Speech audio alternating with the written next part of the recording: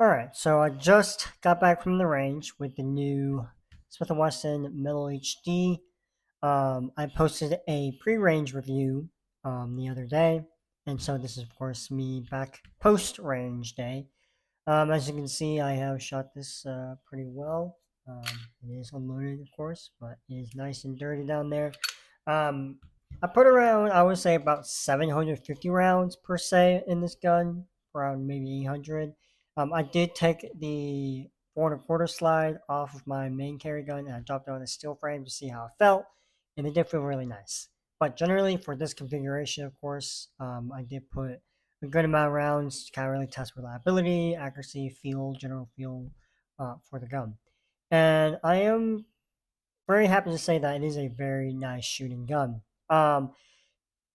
When the reviewers, a lot of people were saying that it feels a little bit like a 2011.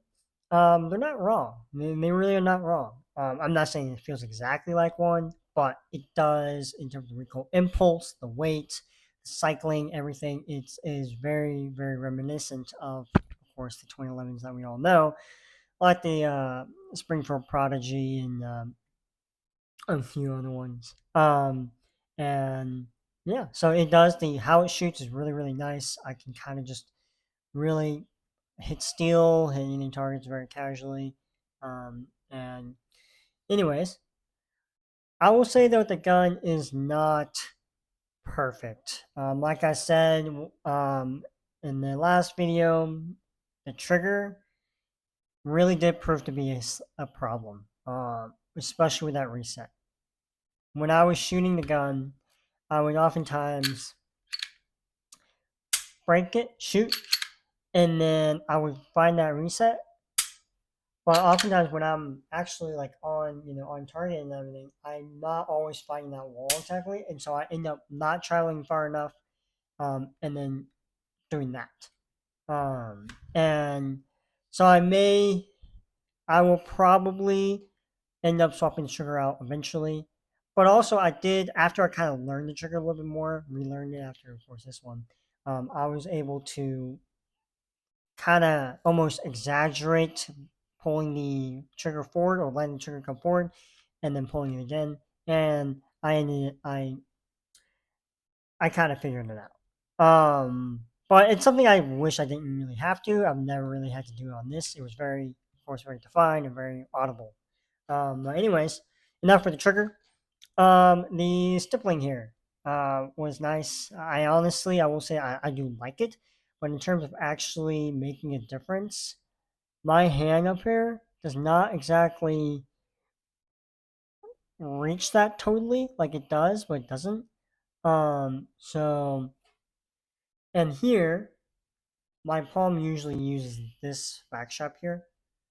So I'd say like it's a nice additive. I think maybe for other people who have different grips than I do.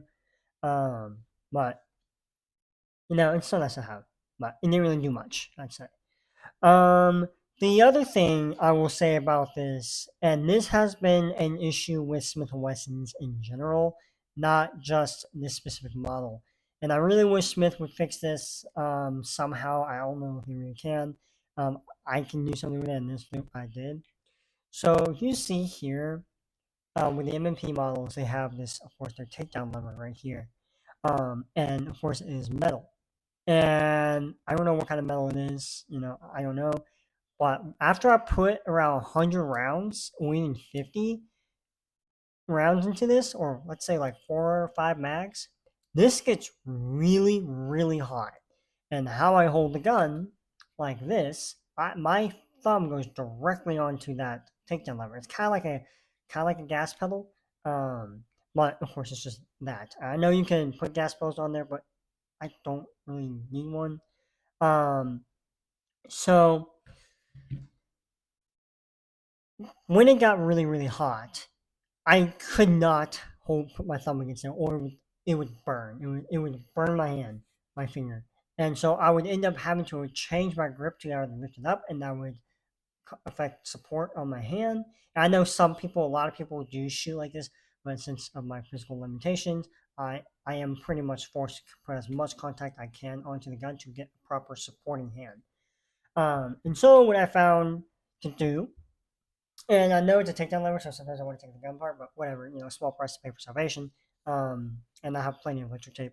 I take this over right here, and then I added like two more layers to kind of really give a nice little grippy, because it's pretty grippy, and also in smooth, and of course a cooler, temperature-wise grip onto that. And so once I put that on, when this gun was really hot, after I put like 300 rounds straight through it, of course, it was getting very, very hot, and so when I put that on there, I was able to comfortably put my thumb back right where it was without sacrificing, maybe even enhancing the grip a little bit, for my thumb to sit there.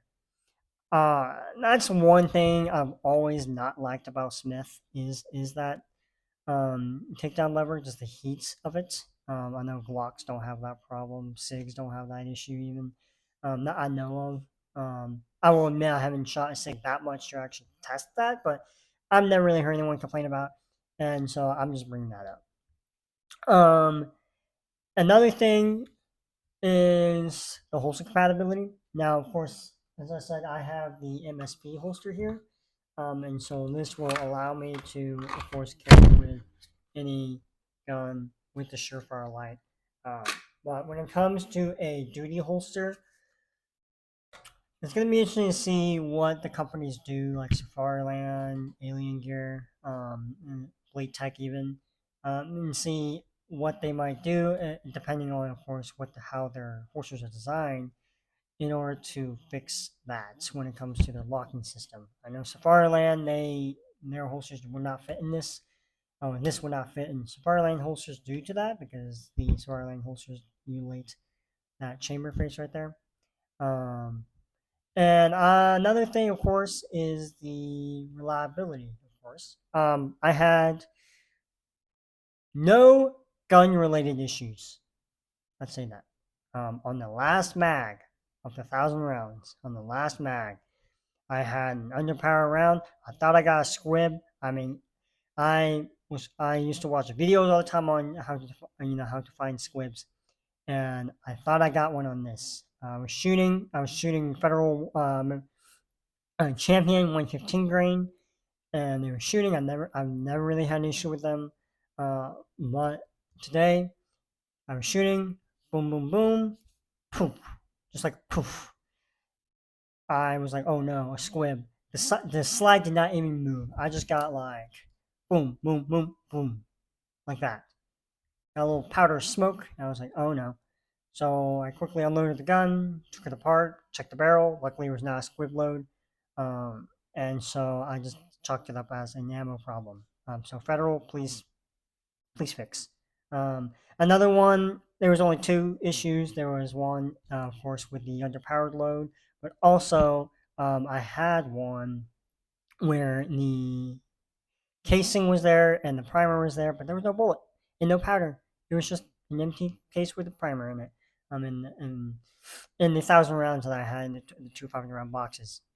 So those are the two kind of like hiccups I had, but wasn't gun related really. So I can say with confidence that this gun is very nice, shoots very nice, and is as reliable. Well, I can't say it's as reliable yet since it's a newer platform, but it does meet my reliability expectations, especially coming out of the MMP lineup.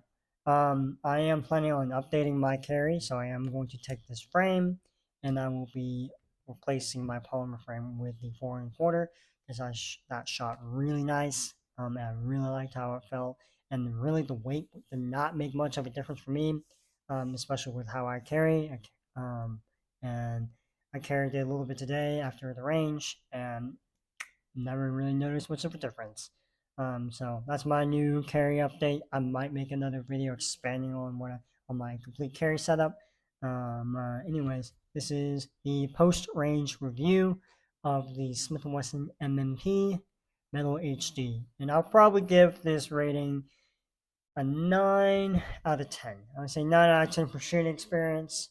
The only thing is minus points on the gas pedal here, on the takedown lever heating up. But anyways, if you like this video, give it a like, comment your opinions if you have one, or whatever you think about the in between the triggers, anything like that. If you got any pains, let me know. I'll see you in the next video.